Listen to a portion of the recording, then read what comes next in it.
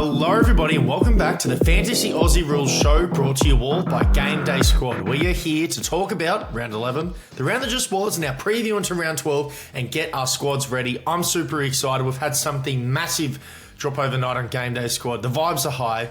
I'm on the cloud nine. Let's do it. Swans are up. Cal, are you ready to rip into this episode and chop the round that was?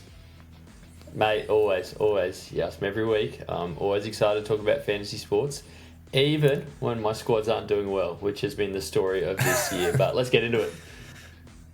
Let's do it, man. Coming up on this episode, I broke the one and only rule that I set myself for fantasy. So I'll get into that later, but it's devastating, Cal. Do you have anything that you're going to preview this episode? And maybe it's related. I name and shame a member of the GDS fantasy community with zero self-control and zero integrity. So maybe we're talking about the same person. So yeah, I'm keen to see what you've got brewing. Well, ranked 15th this week. I beat Cal. All right. I played some mind games with you, Cal. Now I'm just going to give you a preview. I made you believe that I didn't sub out Flanders.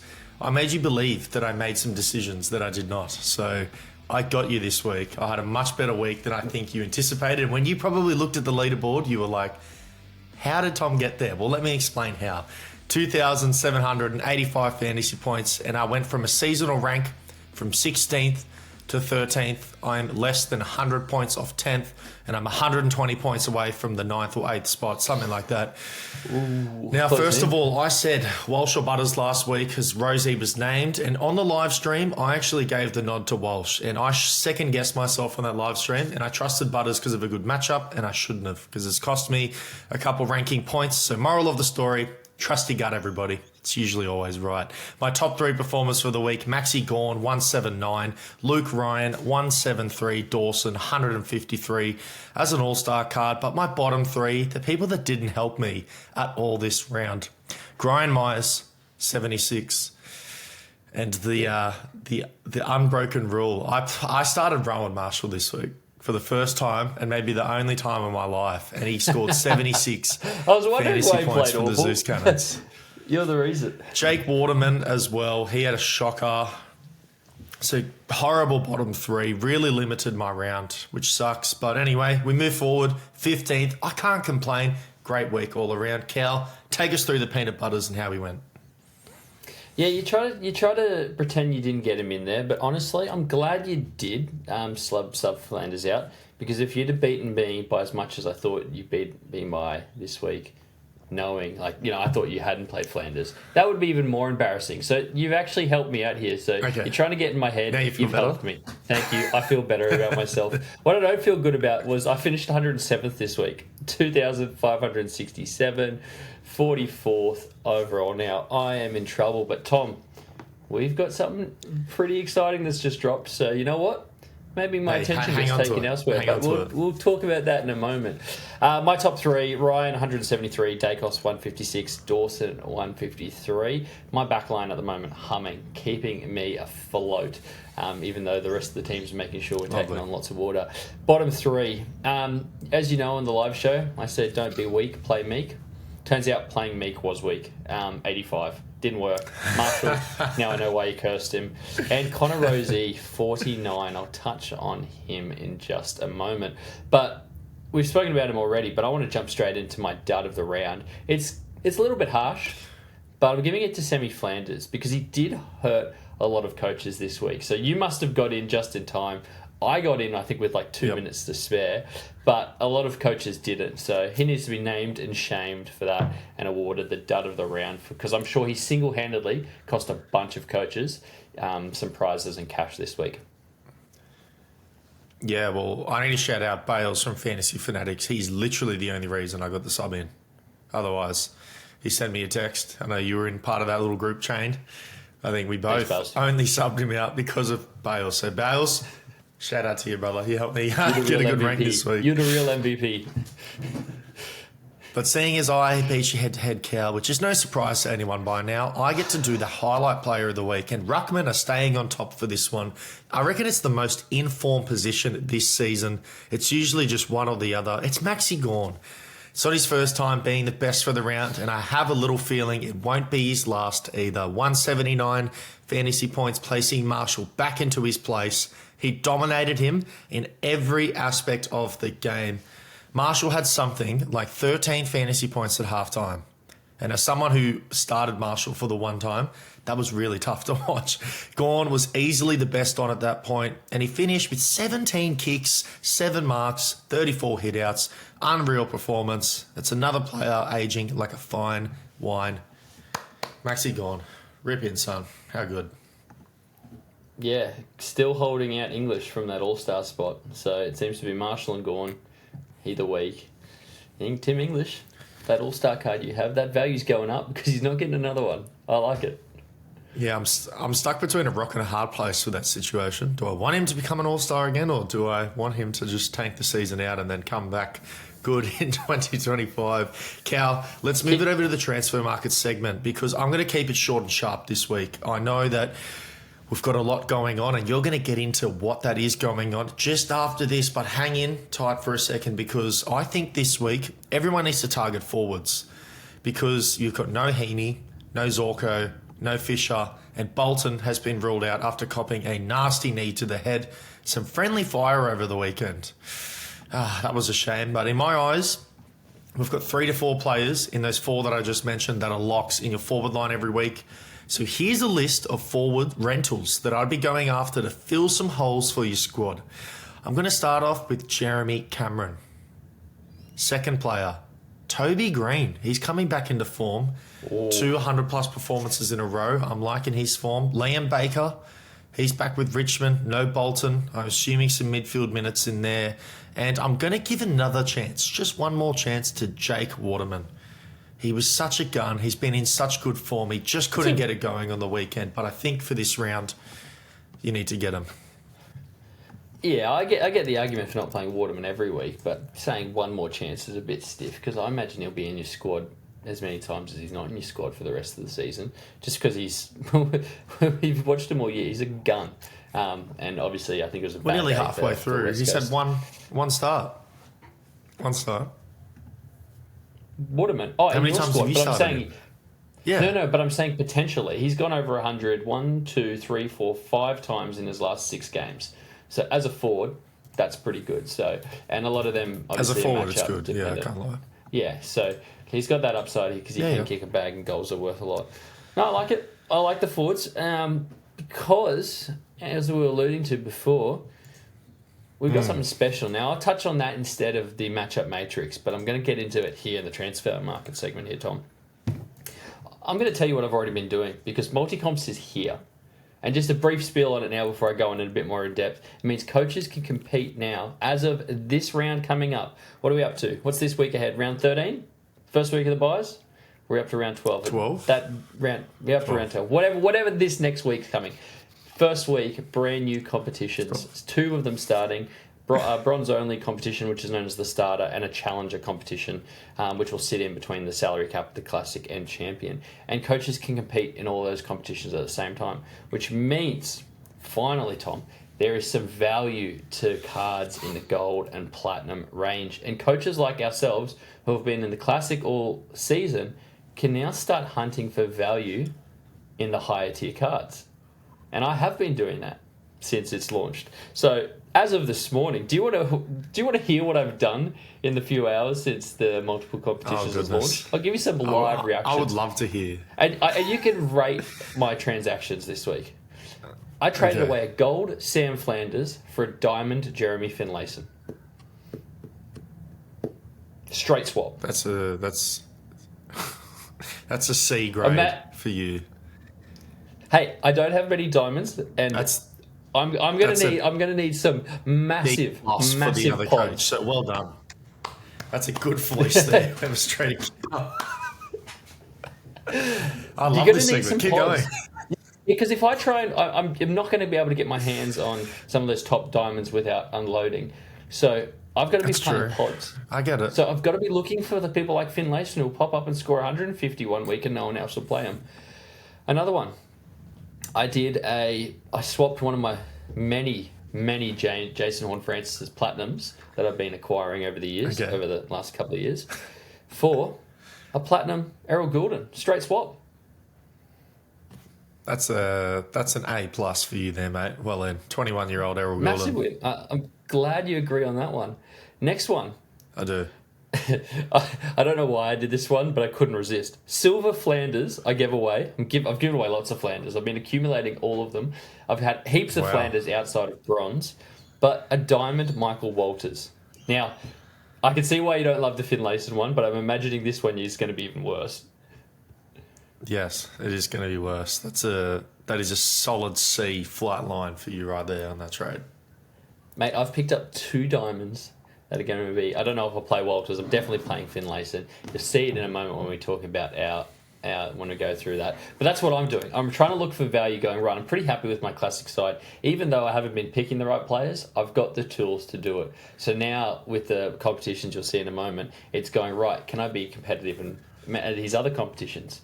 Because I've got more chances to win some of those prizes that are up for grabs, Tom. So that is what I'm doing on the market this week, and I highly recommend coaches stay active on the marketplace this week because there's a lot happening. The numbers are way up. There's a lot of cards there. People are searching for some value. It's a good time to be on the market.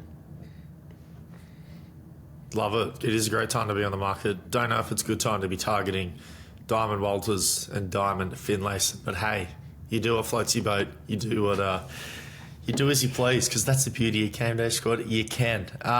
Cal, I think we should move on from that. But I'm pumped for multi-comps. I know that you've been excited because this is like your little mid-season revival here. This is like you got something now you can grab onto, you can just run away with it. But it'd be a shame if I knock you off in some of those other ones as well. I'll tell you that. Well, you're not going to, because I'm going to have Diamond Jeremy Finlayson running around. Before I run into multi-comps in full detail here, Tom, you missed the awards part, and I'm really excited because I gave you the preview off the top of the show. Do you want to hear the member of the GDS fantasy community with 0 self-control and 0 integrity? Go on.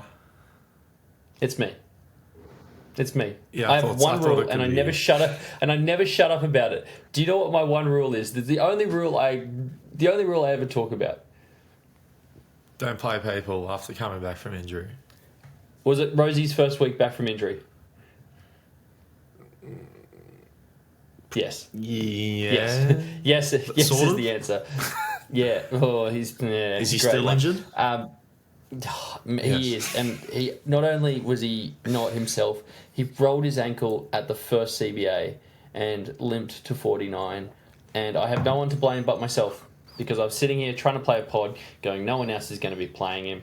Everyone else is going to be doing the opposite of what I say. And when I say don't play him, following, because it's the smart advice. But I'm the only one who didn't listen to it, and I got burnt, and I reckon that's a big reason as to why I didn't even finish in the top 100. So, shout out me. That hurts, Cal. Definitely hurts, mate. But that's fantasy. Unfortunately, Connor Rosie's season was just going so well for you, and all of a sudden, one bad mistake from Ken Hinckley himself and rushing him back, and now it's just derailed it completely. What type of Rosie are we going to see moving forward? Oh, I'm not too excited about it, I'll tell you that. But it makes me excited because I know you have his price card. That's always been your one-up on me. At the start, he sort of kept you in this little race, but I don't know. Squad, isn't he? I do love playing him every week. It's hard not to play him. It is. I get it. He's your boy. He's your prize card. He's your love. How can you not start him? But Cal, I'm going to take you back to school this week. We're going to commence our 12th lesson for this season. This is going to officially mark the halfway point for at least the regular AFL games. Of course, I have a feeling we might be doing a final series again, which I'm pumped about. Ooh. But I'm going to be conducting a spot exam next week for my best student in yourself, Cal. So I'm going to do it a little bit different. So come prepared. Do some homework. I need some homework to be done because I need to test you after the season so far. But I'm going to take you through my highlight player of the week. Semester 1 exams. I love it. Yes. And the first player we're going to talk about is going to be Errol Gulden.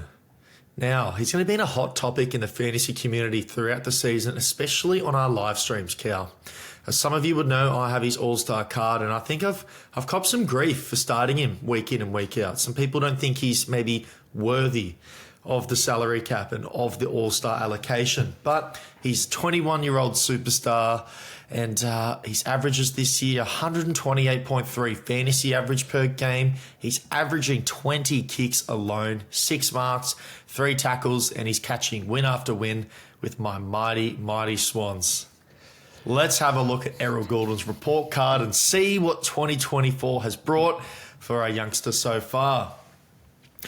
First grade, I'm going to go through, Cal. I'm going to go through the best player on the team grade, and I'm going to give it an A as of right now. If you asked me this last year, A++, but I'll tell you what, Heaney, Chad Warner, they might have something to say about the best player in the Swans right now if you look at them play. What a luxury for the Swans, firstly, but do you see Errol Gulden as my student, Cal, as the best player in the Swans right now? No. Are we talking fantasy? So worthy? It doesn't matter, fantasy. Just listen, I'd go A-. Okay. At least I'm close. I'm close to the mark. Maybe my Swans eye patch has a little bit to say Mate, about you'd that. Put half your bloody ability. Squad. You'd put half the Swans as A if you could. You'd be finding ways to get Rampy in there with a B+. Yeah. I don't know about Rampy, but Rowbottom, yeah, definitely. Hey, ability to handball when needed. I'm giving it a D. He knows what he's doing. He's getting us coaches the +4 for a kick. And we love you for that, Errol. Don't ever change, all right? Don't handball it. When you're in doubt, kick it out, you know? It's a good old saying. It's like Dacos. When in doubt... The commentators talk up his kicking so much, and they talk about how great these two are at kicking the football. It's almost like they're like, oh, we're that good, we shouldn't handball. And I love it. I love it.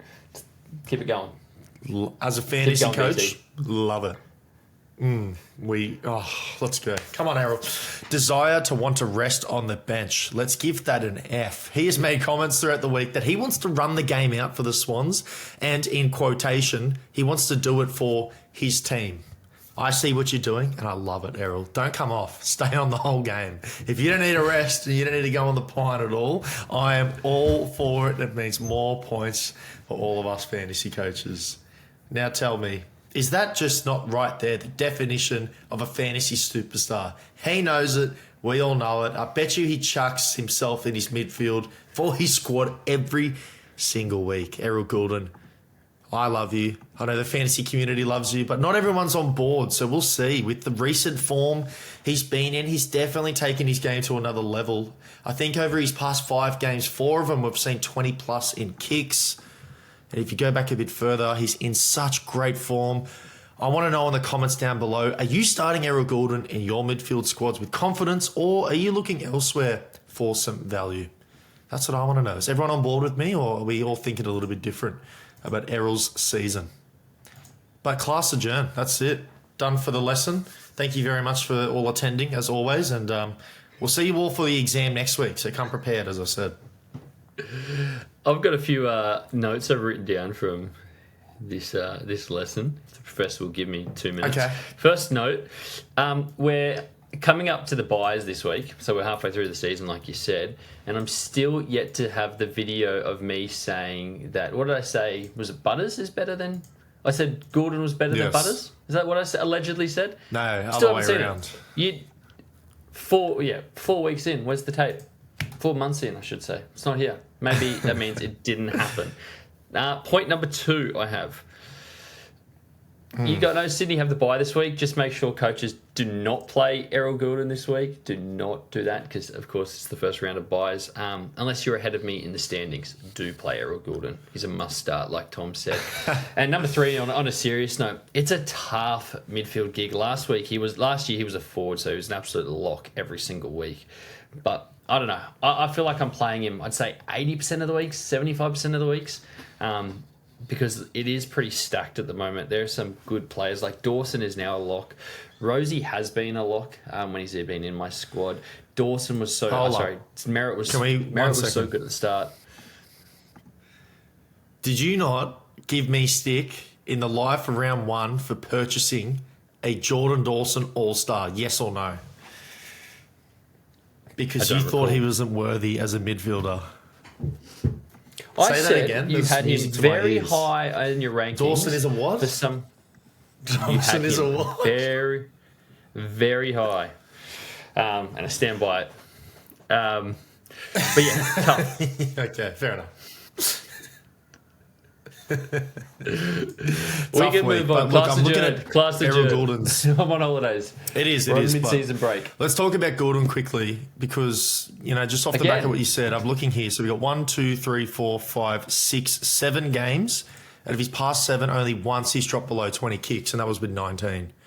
As a fantasy floor, I get your point. Maybe 80% of the mark might be it, and you want to look matchup to matchup. But as a floor, if you just need someone safe that's going to get you the 120 mark at least, I think Errol Gulden's just that guy this year with his numbers. So maybe he doesn't have the same upside as some of the other players we're going to talk about, like you mentioned, Dawson, maybe like a Steele, even a Dunkley, players like that. But I just think the floor that he has due to the 20 kicks is just too good to not warrant and to not start in most weeks. Yeah, he has been on fire the last couple of months. So, no, I don't blame it. He's fantastic. And currently, as it stands, he is sitting as a gold in my squad. And as I said, I traded away my beloved, one of my many platinum beloved Jason Horne-Francis's to get a platinum of him, which now means I have 2. I've got one for the Challenger competition and one for the Champion. And that is a perfect segue here, Tom, because what we're going to have up on the screen, hopefully, if you are fantastic at editing, is me actually running through the Challenger or running through the introduction of multi-comps. Now, I'm going to do this on my desktop. It's going to be very, very simple to very similar to how it is on mobile. But essentially what it means is you can see here with the 4 different screens, we're going to have, you can now enter into up to 4 competitions at the same time, which we're super excited about. Classic and Champion, nothing changes there. Those seasons continue on.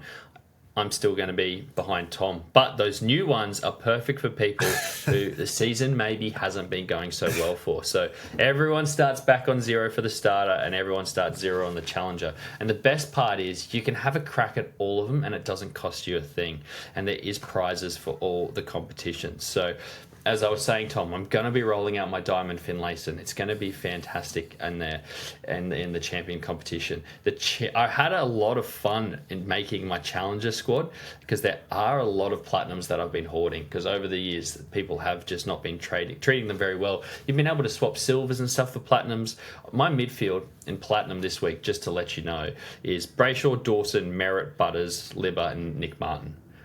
I'm stacked in that competition, and there's good reason that you're not going to be competing there with me. Brayshaw, Dawson, Merritt, Libba, Butters, and Martin. That's currently how my squad looks, and I've now since got my Gulden, so Libba out, Gulden in. So I'm running with some juice in this competition. Wow. So those people who have been looking up those Platinums and Golds, this is going to be the squad for it. So make sure whatever you do, you get your squads into as many as you can.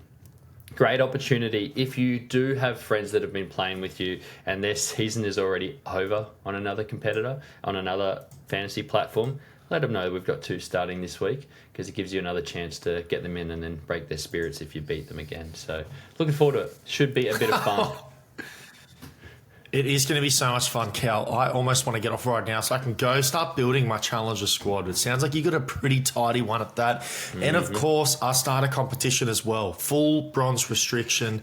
So you're not able to play any higher tiers. It's going to be, I guess, as you say, the most even level playing field because you can't use a special card. You can't use a silver. There's going to be no variance in that. It's just who's going to set the best squad.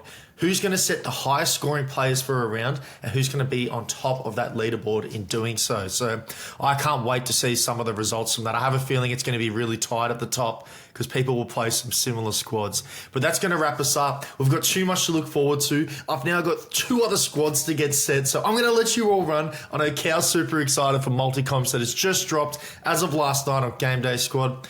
Leave a like on the video, subscribe to the channel if you're new because we've got so much more fantasy content and more squads that we're going to be rolling out every single round. So we'll catch all your legends in the next one. Peace out, everybody.